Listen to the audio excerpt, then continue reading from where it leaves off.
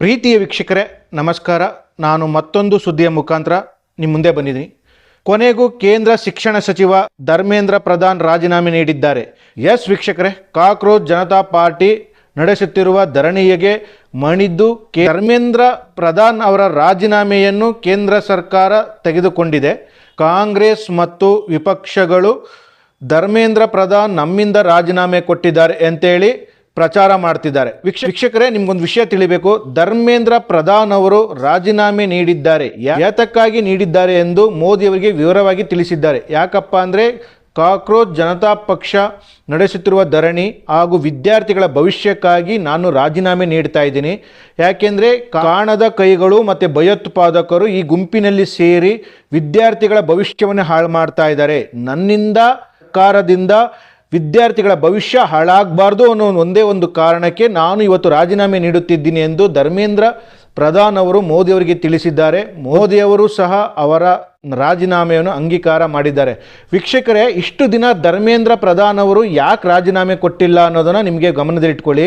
ಕೇಂದ್ರ ಸಚಿವ ಧರ್ಮೇಂದ್ರ ಪ್ರಧಾನ್ ಅವರ ಕೈವಾಡ ಇರಲಿಲ್ಲ. ಆದರೂ ಸಹ ಕಾಕ್ರೋಚ್ ಜನತಾ ಪಾರ್ಟಿ ಮತ್ತು ಕಾಂಗ್ರೆಸ್ ವಿಪಕ್ಷಗಳು ಅವರ ಮೇಲೆ ಗೂಬೆ ಕೂರಿಸಲು ಹೊರಟಿದ್ವು. ಅದನ್ನು ಇಲ್ಲಿವರೆಗೂ ತಾಳ್ಮೆಯಿಂದ ನೋಡಿದ್ದ ಧರ್ಮೇಂದ್ರ ಪ್ರಧಾನ್ ಅವರು ಯಾವಾಗ ಭಯೋತ್ಪಾದಕರು ಹಾಗೂ ಕಾಣದ ಕೈಗಳು ಸ್ಟೂಡೆಂಟ್ ಮಧ್ಯದಲ್ಲಿ ಸೇರಿ ಗಲಿಭೆ ಸೃಷ್ಟಿ ಮಾಡಲು ಪ್ಲ್ಯಾನ್ ಮಾಡ್ತಿದ್ದಾವೆ ಅಂತ ತಿಳಿದ ಧರ್ಮೇಂದ್ರ ಅವರು ಮೋದಿ ಅವರಿಗೆ ರಾಜೀನಾಮೆ ಸಲ್ಲಿಸಿದ್ದಾರೆ. ವೀಕ್ಷಕರೇ, ಈ ಕೇಂದ್ರ ಸರ್ಕಾರ ಆಗ್ಬೋದು, BJP ಆಗ್ಬೋದು, ಯಾವತ್ತೂ ಸಹ ಜನರ ಪರವಾಗಿ ನಿಲ್ಲುತ್ತೆ ಅನ್ನೋದಕ್ಕೆ ಈ ಧರ್ಮೇಂದ್ರ ಪ್ರಧಾನ್ ಅವರು ರಾಜೀನಾಮೆ ಕೊಟ್ಟಿರೋದಕ್ಕೆ ಉದಾಹರಣೆ. ವೀಕ್ಷಕರು, ಇದಕ್ಕೆ ಹೇಳಬೇಕು ಅಂದರೆ ಇದೇ ನಮ್ಮ ರಾಜ್ಯದಲ್ಲಿ ಅಂದರೆ ಕರ್ನಾಟಕದಲ್ಲಿ KSIC ಎಕ್ಸಾಮ್ ನಡಿಬೇಕಾದ್ರೆ ವಿದ್ಯಾರ್ಥಿಗಳಿಗೆ ಇದೇ ಕಾಂಗ್ರೆಸ್ ಪಕ್ಷ, ಇದೇ DK ಶಿವಕುಮಾರ್ ಆಡಳಿತ ಪಕ್ಷ ವಿದ್ಯಾರ್ಥಿಗಳ ಮೇಲೆ ಲಾಠಿ ಚಾರ್ಜ್ ಮಾಡ್ತು.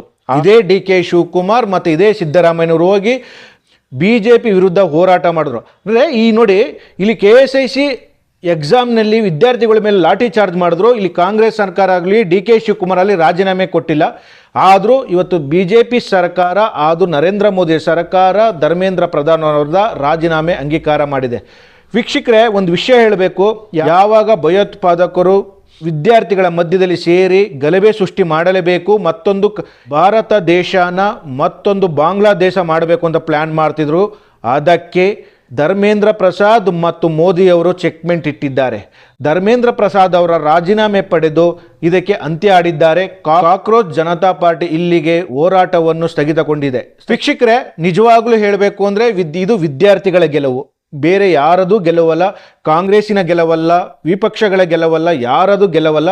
ಇದು ವಿದ್ಯಾರ್ಥಿಗಳು ತನ್ನ ಸ್ವಯಂ ಪ್ರೇರಿತವಾಗಿ ಬಂದು ಹೋರಾಟ ಮಾಡಿದ್ದಕ್ಕೆ ಧರ್ಮೇಂದ್ರ ಪ್ರಧಾನ್ ಅವರು ವಿದ್ಯಾರ್ಥಿಗಳ ಬೆಂಬಲಕ್ಕೆ ನಿಂತು ರಾಜೀನಾಮೆ ಕೊಟ್ಟಿದ್ದಾರೆ. ಇದು ಕಾಂಗ್ರೆಸ್ಸು ಮತ್ತು ವಿಪಕ್ಷಗಳು ನಮ್ಮಿಂದ ಆಗಿದ್ದು ಅಂತ ಎಲ್ಲಿ ಪ್ರಚಾರ ಮಾಡ್ತಿದೆ, ಇದಂತೂ ಸುಳ್ಳು. ಕಾಂಗ್ರೆಸ್ಸು ಮತ್ತು ವಿಪಕ್ಷಗಳಿಂದ ಧರ್ಮೇಂದ್ರ ಪ್ರಧಾನ್ ರಾಜೀನಾಮೆ ಕೊಟ್ಟಿಲ್ಲ.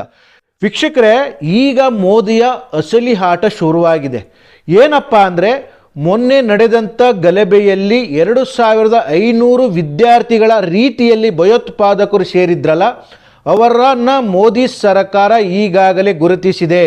ಎಸ್, ಈಗ ಮೊನ್ನೆ ನಡೆದ ಹೋರಾಟದಲ್ಲಿ ಗಲಾಟೆಯಲ್ಲಿ ಎಷ್ಟು ಸಾರ್ವಜನಿಕ ಆಸ್ತಿ ಲಾಸ್ ಆಗಿದೆಯೋ ಅದನ್ನು ಮೋದಿಯವರು ಅದೇ ವಿದ್ಯಾರ್ಥಿಗಳ ಹೆಸರಿನಲ್ಲಿ ಇರುವ ಭಯೋತ್ಪಾದಕರಿಂದ ವಸೂಲಿ ಮಾಡಲೇಬೇಕು ಅಂತ ಹಠಕ್ಕೆ ಬಿದ್ದು ಅವರ ಮೇಲೆ FIR ಅನ್ನು ರೆಡಿ ಮಾಡಲು ರೆಡಿಯಾಗಿದೆ ಸರ್ಕಾರ.